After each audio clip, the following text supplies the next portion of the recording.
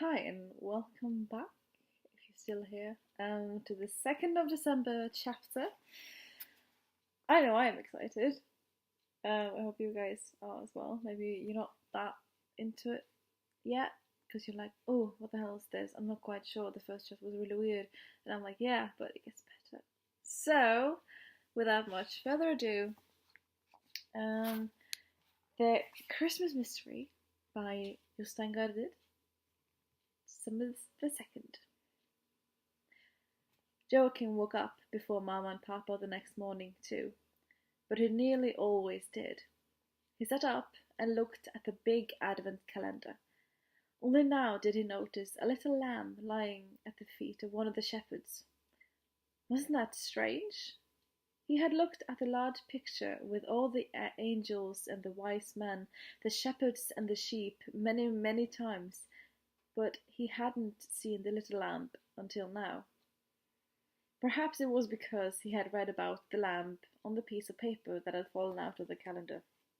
But that lamb had jumped out of a modern store, and the lamb on the advent calendar had lived in Bethlehem long, long ago.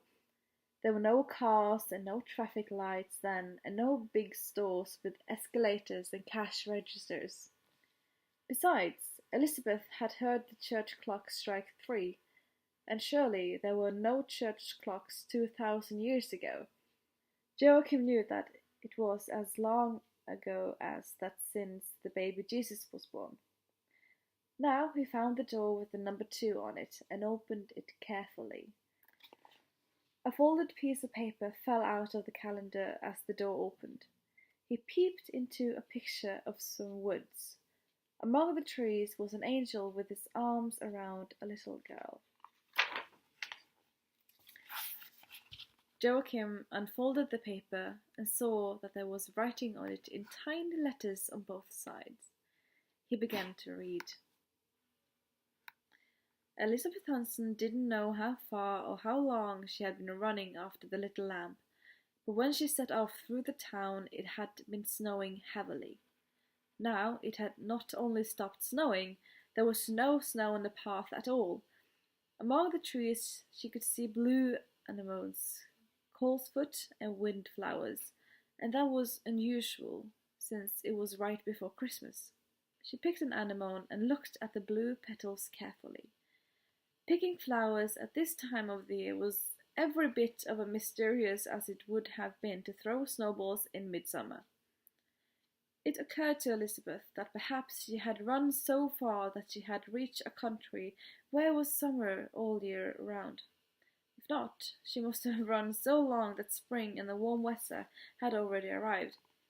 In that case, she might still be in Norway. But then, what would have happened to Christmas? While she stood wondering, she heard the tinkle of a bell far away. Elizabeth started running again and soon saw the lamb. It had found a small grassy hillside and was grazing greedily. That was not particularly surprising, for the little creature had probably been very hungry. It had not had any grass to eat as long as it was winter. It had certainly not had so much as a morsel for food as long as it had been a toy either, and that may have been for a very long time. Elizabeth crept towards the lamb, but just as she was about to pounce on it in order to pat its fleece, it leaped away again. "Little lamb, little lamb!" Elizabeth tried to keep up with it, but she tripped over a pine tree root and fell flat on the ground. The worst thing wasn't that she had hurt herself, but that she realized she probably wouldn't ever catch up with the lamb. She had decided to follow it to the ends of the earth, but the earth was round after all, so they might go on running around the world forever, or at least until she grew up, and by then she might have lost interest in lambs and the like. When she looked up, she saw a shining figure between the trees. Elizabeth stared, wide-eyed, because it was neither an animal nor a human being. A pair of wings were sticking out of a robe as white as the lamb. Elizabeth was only just getting to know the world. She knew what the most common animals were called, but she hadn't learned the difference between a tomtit and a yellowhammer, for example, or between a camel and a dromedary. Come to think of it. Still, there was no mistaking what she was looking at now. Elizabeth understood at once that the shining figure must be an angel. She had seen angels in books, but it was the first time she had seen such a creature in real life. "Fear not," said the angel in a gentle voice. Elizabeth raised herself halfway up. "Don't think I'm afraid of you," she said, sulking a little because she had fallen and hurt herself. The angel came closer. It looked as if he was hovering just above the ground.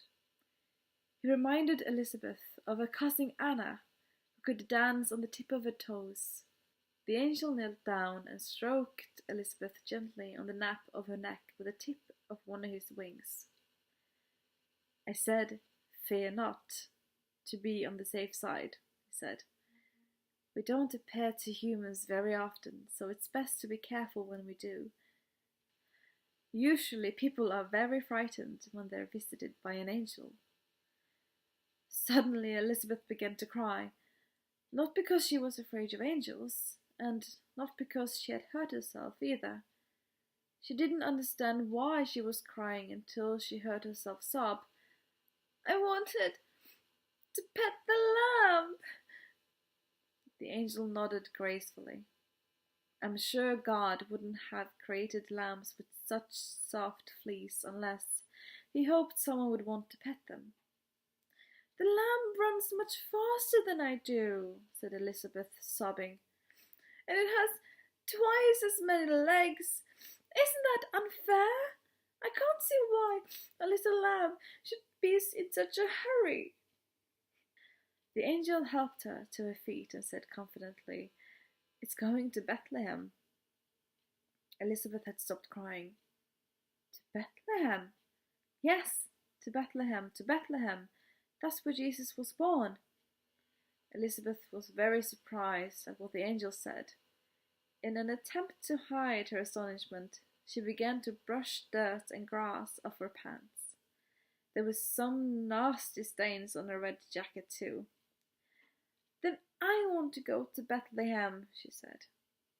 The angel had begun dancing on the tips of his toes again on the path. "That suits me," he said, hovering just above the ground. "Because I'm going there too, so we might as well keep each other company. All three of us." Elizabeth had been taught that she should never go anywhere with people she didn't know. That certainly applied to angels and trolls as well. She looked up at the angel and asked, "What's your name?" She had thought that the angel was a man, but she wasn't quite sure. Now he curtsied like a ballet dancer and said, "My name is Ethereal."